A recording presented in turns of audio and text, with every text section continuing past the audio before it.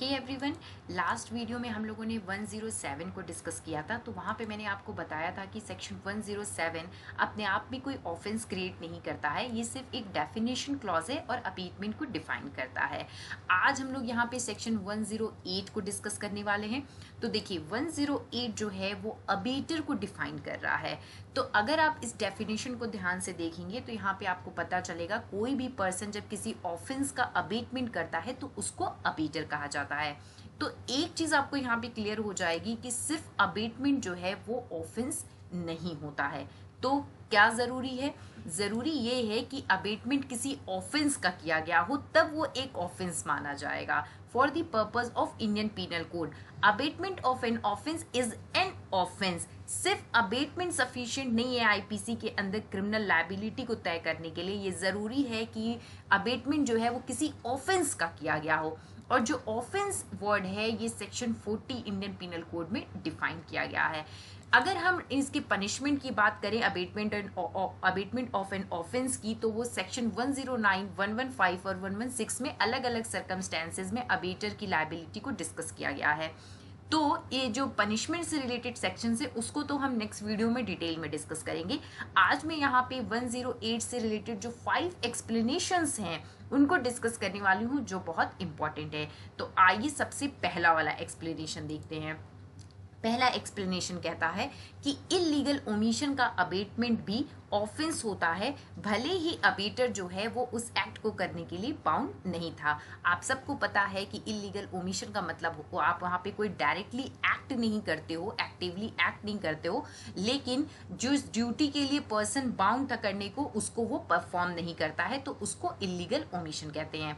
Example के through समझ लीजिए कि अगर बी गार्ड है जिसको ड्यूटी दी गई है कि वो लोगों को वहाँ पे प्रोटेक्ट करेगा, तो अगर यहाँ पे ए बी को अबेट करता है कि वो सी को ना बचाए, उसको वहां पे छोड़ दे, मान लीजिए कि बी जो है वो एक स्विमिंग पूल का गार्ड है और उसको वहां पे वो डूब नहीं दे, तो ए जो है यहाँ पे ये ड्यूटी बाउंड नहीं था कि उसको सी को बचाना है। स्टिल ए लाइबल होगा क्योंकि उसने बी को अबेट किया for the offence of murder. तो यहाँ पे मेन एक्यूज्ड बी है और ए अबेटर है, लेकिन ए की लायबिलिटी इंडियन पीनल कोड में मेन ऑफेंडर की तरह ही होगी। अब हम बात करेंगे एक्सप्लेनेशन 2 की।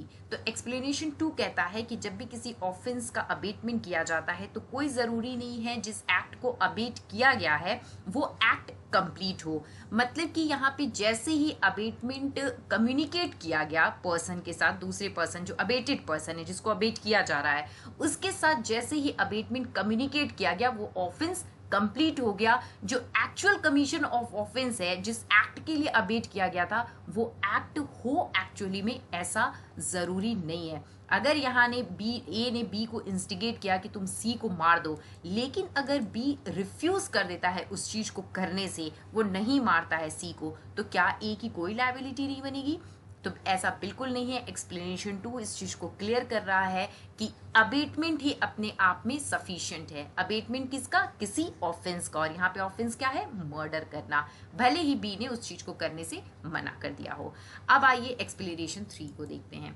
एक्सप्लेनेशन 3 कहता है कि कोई जरूरी नहीं है कि जो अबेटेड पर्सन है जिसको अबेट किया जा रहा है वो उस ऑफेंस को करने में कैपेबल हो। अगर वो इनकैपेबल है तो भी अबेटर की लायबिलिटी बनती है अगर उसने किसी ऑफेंस का अबेटमेंट किया है।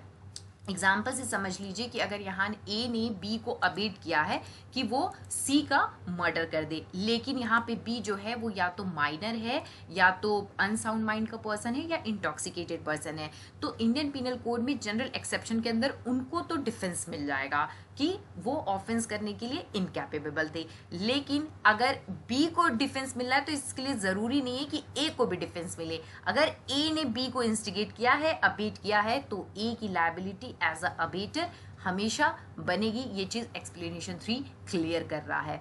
अब बात करते हैं एक्सप्लेनेशन 4 की। एक्सप्लेनेशन 4 कहता है कि अबेटमेंट ऑफ ऑफेंस का अबेटमेंट भी एक ऑफेंस है।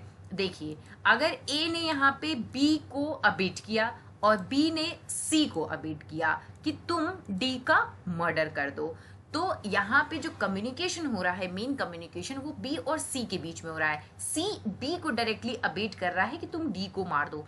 ए का डायरेक्ट कम्युनिकेशन सी के साथ नहीं है, लेकिन ए ने पहले बी को अबेट किया कि तुम सी को करो, तो यहाँ पे अबेटमेंट ऑफ एन ऑफेंस, इसके लिए यहाँ पे जो दो अबेटर हैं या इससे अगर ज्यादा भी होते हैं तो वो सारे अबेटर की लाइबिलिटी बनती है। तो अबेटमेंट ऑफ एन ऑफेंस ये भी एक ऑफेंस है इंडियन पीनल कोड में, जो आपको एक्सप्लेनेशन 4 बताता है। अब हम बात करेंगे एक्सप्लेनेशन 5 की। एक्सप्लेनेशन 5 कहता है कि जहां पे अबेटमेंट बाय कॉन्स्पिरेसी होती है, अबेटमेंट बाय कॉन्स्पिरेसी मैं आपको 107 में लास्ट वीडियो में बता चुकी हूँ, उसका लिंक आपको डिस्क्रिप्शन बॉक्स में मिल जाएगा। तो यहाँ पे कोई भी जरूरी नहीं है कि जो अबेटर हैं वो मेन एक्यूज्ड के साथ उनका किसी भी तरह का कोई कंसर्न हो, वो एक दूसरे को जानते हो, उनके बीच में कोई डायरेक्ट लिंक हो, लेकिन फिर भी वो सारे अबेटर लाइबल होंगे। अगर यहाँ पे ए, बी और सी ये तीनों मिलकर के अग्रीमेंट करते हैं कि उनको डी को इंस्टिगेट करना है, अबेट करना है कि वो ई का मर्डर कर दे, तो यहाँ पे कोई जरूरी नहीं है कि ए, बी और सी जो है वो डी को जानते हो, इनके बीच में किसी भी तरह का कोई डायरेक्ट लिंक हो, लेकिन सिर्फ उन्होंने कॉन्स्पिरेसी के थ्रू ये अबेटमेंट किया है, तो भी इनकी लायबिलिटी बनती है इंडियन पीनल कोड में, और ये सब के सब जो है वो मर्डर के लिए, अबेटमेंट ऑफ मर्डर के लिए लाइबल हो जाएंगे। तो ये सारे एक्सप्लेनेशन हैं, इससे रिलेटेड बहुत सारे इलस्ट्रेशन दे रखे हैं बेयर एक्ट के अंदर, आप उन सब को सॉल्व करिए, इससे आपके डाउट्स और भी क्लियर हो जाएंगे। और नेक्स्ट वीडियो में हम अबेटमेंट से रिलेटेड जो पनिशमेंट दिए गए हैं उसको डिस्कस करेंगे। Thank you.